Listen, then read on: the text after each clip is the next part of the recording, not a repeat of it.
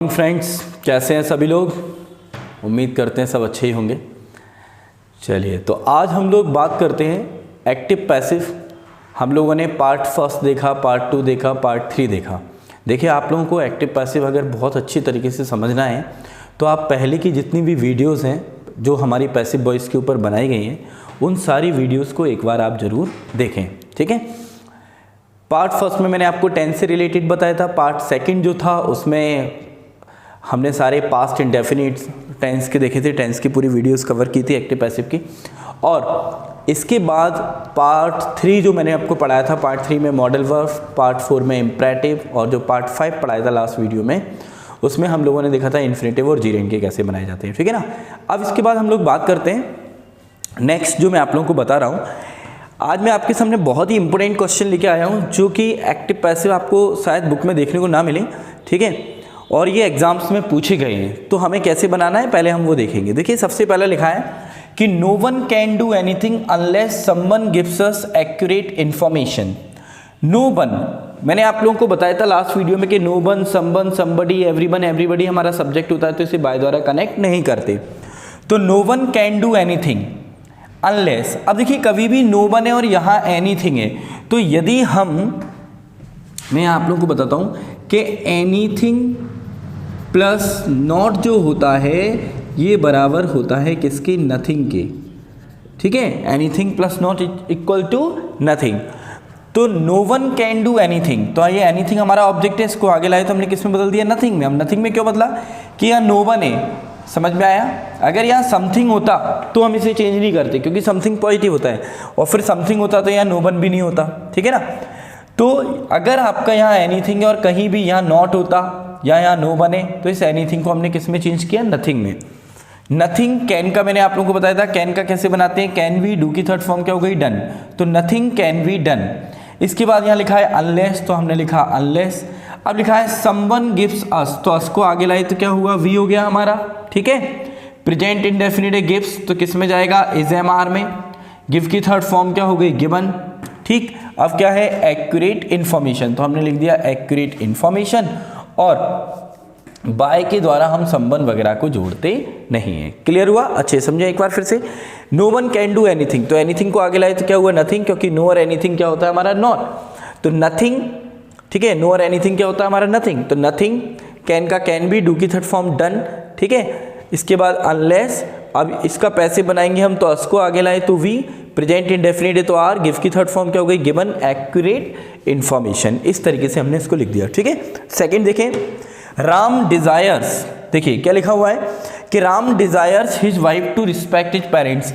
जैसे कल हमने लास्ट वीडियो में देखा था कि women like man to flatter them, तो उसी तरीके के इन्फिनेटिव के सेंटेंस है।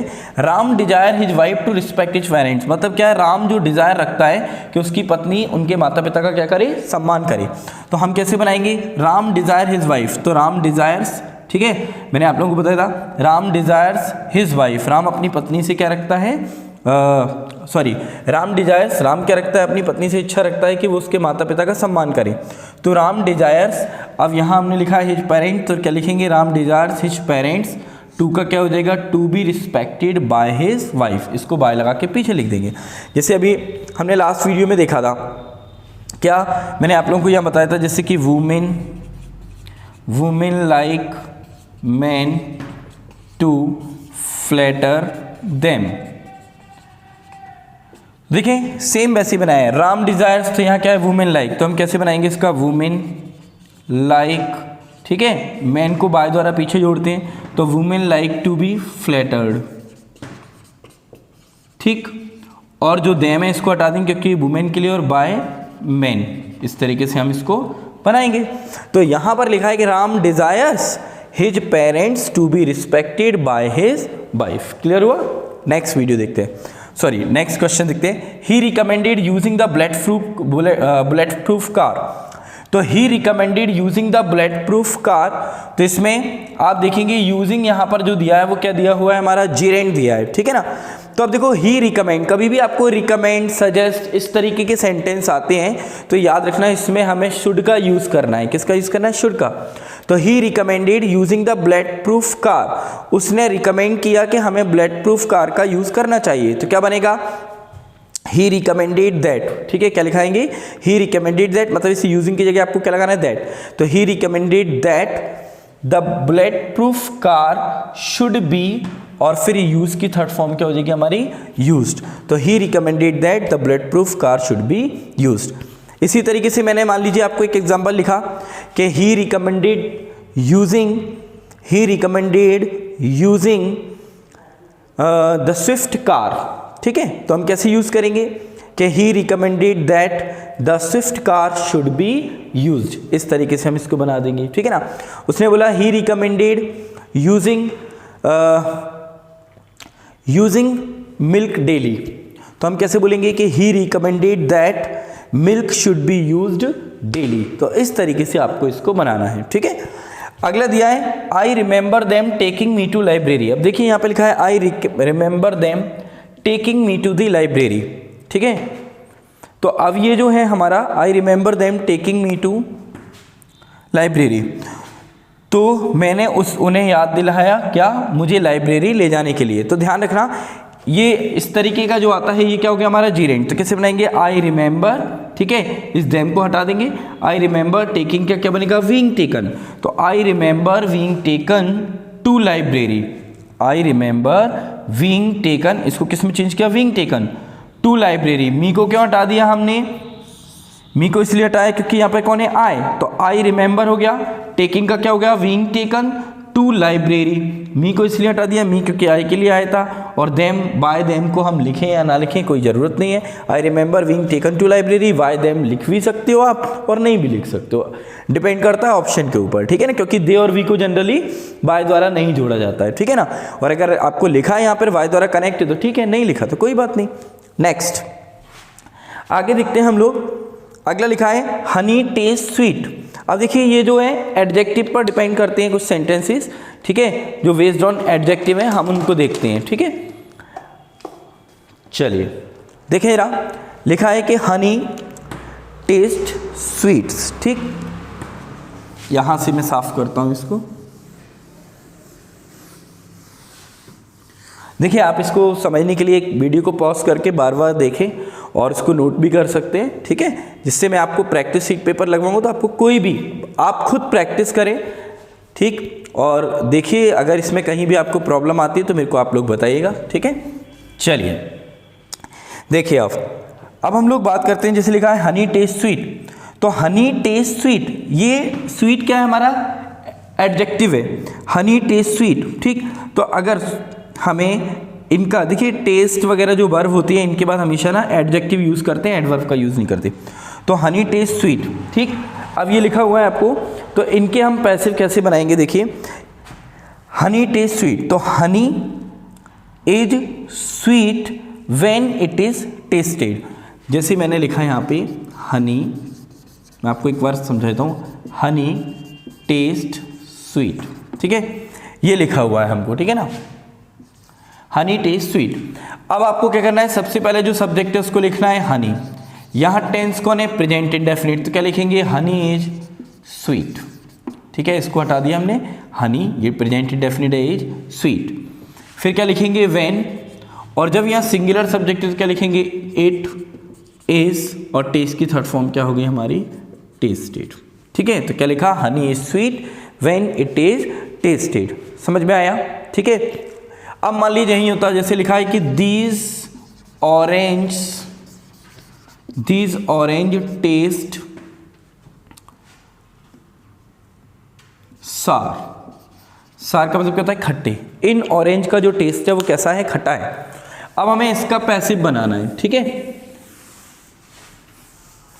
देखिए अब आप लोग, तो आप कैसे बनाएंगे कि दीज ऑरेंज सार, तो अब ये टेस्ट लिखा है, प्रेजेंट इंडेफिनिट है और ये प्लूरल है, तो क्या आएगा, these orange are sour when, ठीक। और जब भी यहाँ प्लूरल है तो इसके लिए हम क्या सब्जेक्ट मानते हैं, दे।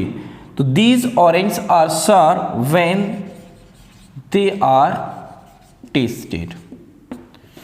क्लियर हुआ? देखिए दीज ऑरेंज लिखा, प्रेजेंट इंडेफिनिट है तो क्या लिखा, आर, सार, और फिर हमें क्या लिखना है, व्हेन। अगर यहाँ प्लूरल है तो दे, सिंगुलर है तो इट। तो दे लिखा हमने, ठीक। ये प्रेजेंट है तो दे के साथ आर आता है, टेस्टेड हो गया। यही पास्ट में होगा तो क्या आ जाएगा, वॉज या वर। देख लेते हैं हम लोग। जैसे आप लोग को आया,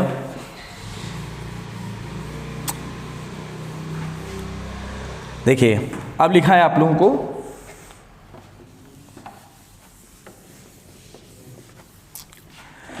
अब आगे आया आप लोगों को, जैसे मान लीजिए लिखा मैंगोज टेस्टेड स्वीट।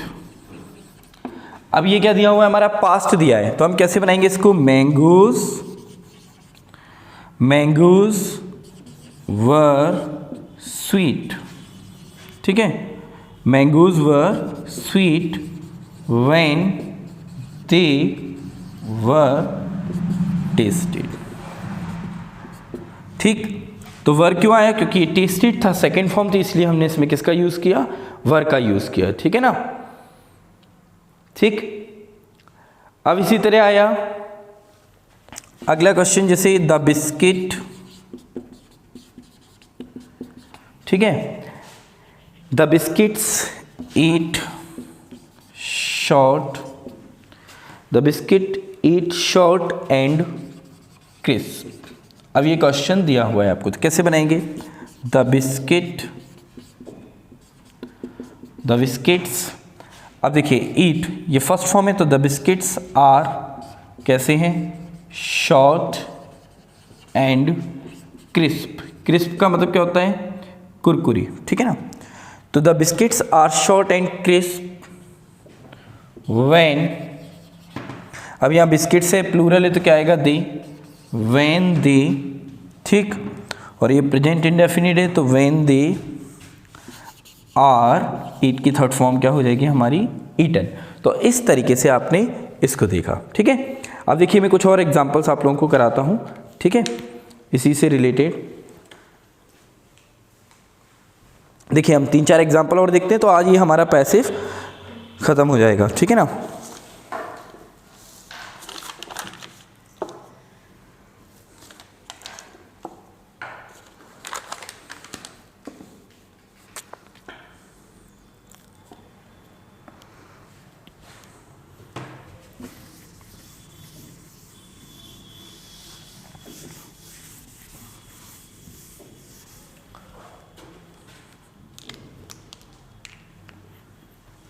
अब देखिए जैसे क्वेश्चन आया, सी इंसिस्टेड यूजिंग स्टील मग्स,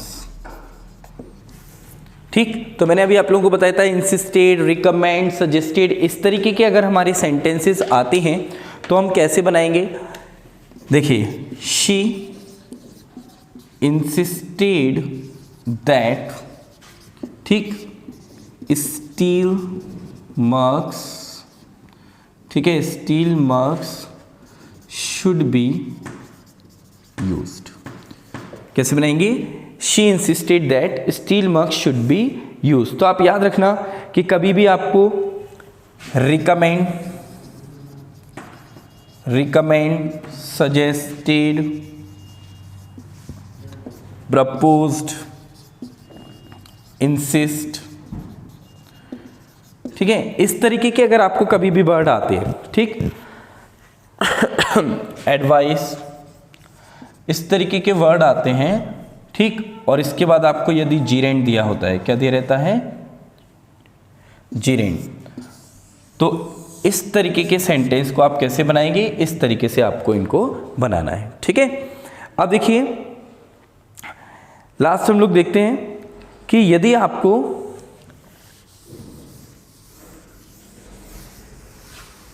आपको दैट लगाकर कोई भी सेंटेंस को दिया गया है, ठीक है ना, तो इनको हम कैसे बनाते हैं। जैसे मान लीजिए आपको आया कि दे बिलीव दैट, ठीक है, या people consider that, they believe that, people consider that, we know that. ठीक, people think that, people say that. इस तरीके के यदि आपको सेंटेंसेस आते हैं तो आप इनको कैसे बनाएंगे, ठीक है ना। They believe that, people consider that, we know that, people think that, ठीक है, पीपल से दैट। अगर इस तरीके के आपको सेंटेंसेस आते हैं तो आप इन्हें कैसे बनाएंगे उसके बारे में बात करते हैं। देखो, अब कुछ नहीं करना है, इनको हम दो तरीके से बना सकते हैं, लेकिन आपको याद रखना है कि कैसे स्टार्ट होनी चाहिए, इस तरीके से। ठीक, जैसे अब आपको मान लीजिए क्वेश्चन आया कि they believed that Mister Sharma is, they believe that Mister Sharma was very rich. अब देखिए, इस तरीके का आपको सेंटेंसेस दिया है तो इसको दो तरीके से हम बना सकते हैं। आपको दोनों तरीके क्या है बहुत अच्छे से समझना है, ठीक है। पहला हम इसको ऐसे बना सकते हैं कि दे बिलीव दैट, तो यहाँ पर ऑब्जेक्ट नहीं है तो हम क्या मानेंगे इट। सेकेंड फॉर्म में तो क्या आएगा was, it was believed that. आपने यहाँ से क्या उठाया it, it was believe that, और ये पूरा का पूरा ऐसे लिख देंगे mister Sharma was very rich, ठीक है। और दूसरा आप इसको कैसे बना सकते हैं वो भी ध्यान से देखो, दोनों बहुत अच्छे से आना चाहिए। कि यहाँ दैट के बाद क्या लिखा है मिस्टर शर्मा, तो हमने लिखा मिस्टर शर्मा। अब ये जो वॉज है ये कौन सी वर्ब कहलाती है हमारी, टू बी वर्ब कहलाती है। क्या कहलाती है हमारी ये टू बी वर्ब, ठीक है। तो मिस्टर शर्मा क्या लिखा है वॉज, बिलीव की थर्ड फॉर्म क्या हो जाएगी believed, mister Sharma was believed, ठीक है। मिस्टर शर्मा लिखा आपने, फिर ये बिलीव्ड है तो सेकंड फॉर्म है तो इसलिए क्या आएगा वॉज बिलीव्ड।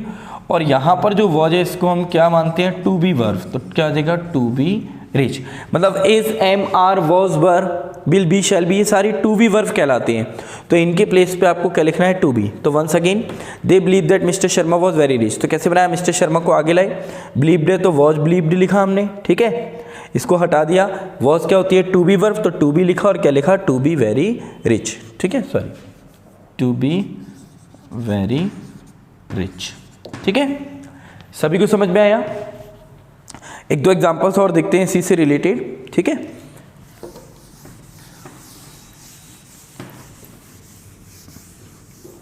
अब देखिए नेक्स्ट एग्जांपल हमने लिखा we know that some children go wise early। अब देखिए लिखा है कि we know that some children go wise early, ठीक है।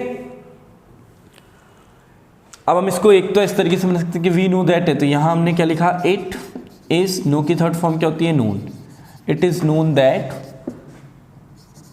some चिल्ड्रन गो वाइज अर्ली। एक तो हमारा ये तरीका हो गया, ठीक है। अब दूसरा हम इसको कैसे बना सकते हैं, सबसे पहले क्या लिखा है सम चिल्ड्रन, तो क्या लिखा हमने सम चिल्ड्रन आर नोन, ठीक है, सम चिल्ड्रन आर नोन। इतना सभी को समझ में आ गया किस तरीके से बनाया, सम चिल्ड्रन आर नोन। देखिए सम चिल्ड्रन आ गया, नो दिया है तो इसकी जगह क्या आएगा आर, क्योंकि सम चिल्ड्रन ये प्लूरल है, प्रेजेंट इंडेफिनिट है तो आर, नो की थर्ड फॉर्म क्या हो गई known. Some children are known to go wise early. अब हमने यहाँ बी क्यों नहीं लगाया, ये विशेष ध्यान रखना कि यदि आपको यहाँ मेन वर्ब दी है तो आपको टू फर्स्ट फॉर्म लगाना है, और अगर मेन वर्ब की जगह आपको helping verb is, am, are, was verb दिया रहता है तो टू भी आ जाता है। बस ये दो चीज़ याद रखना है, ठीक है। और एग्जाम्पल देखते हैं हम लोग इसका, जैसे हमने लिखा next people consider that he is thief, या ही इज अ थीप। अब क्या मतलब हुआ कि लोग मानते हैं कि वो कौन है, एक चोर है, ठीक है ना।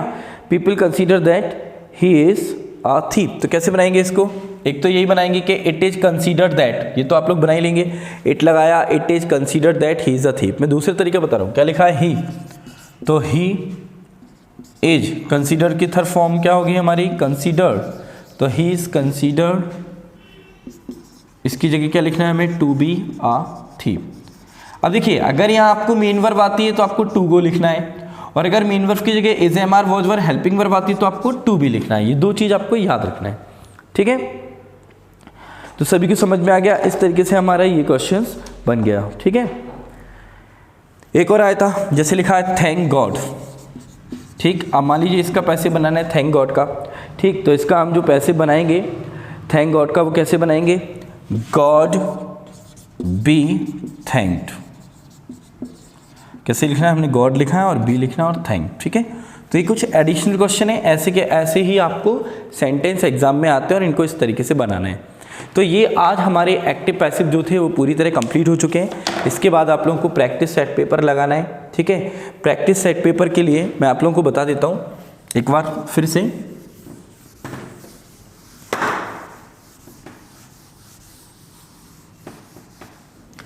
देखिए प्रैक्टिस सेट पेपर के लिए आप लोग मेरे को इस नंबर पर कांटेक्ट करें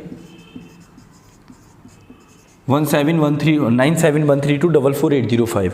इस नंबर पर मैं आप लोगों को जो PDF है हमारी पैसिव वॉइस की, वो मैं आप लोगों को सेंड कर दूंगा, ठीक है।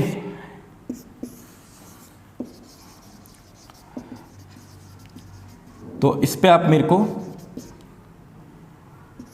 इस नंबर पर मेरे को कांटेक्ट करके मैं आपको PDF जो फाइल है हमारी पैसिव वॉइस की वो सेंड कर दूंगा, और जो भी आपके डाउट हो उसको मेरे को कमेंट्स बॉक्स में आप लिख के, ठीक है, दें, या मेरे को मैसेज सेंड करें व्हाट्सएप नंबर पर, ठीक है।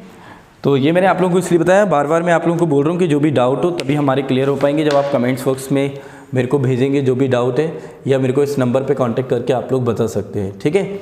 और आपको पैसिव वॉइस अच्छे से पढ़ने के लिए आप हमारी पूरी वीडियोस देखें, ठीक है। इस चैनल्स को जहाँ तक हो सके ज़्यादा से ज़्यादा सब्सक्राइब करें, लाइक करें और शेयर करें, ठीक है। आज के लिए इतना ही, मिलते हैं कल। Thank you so much.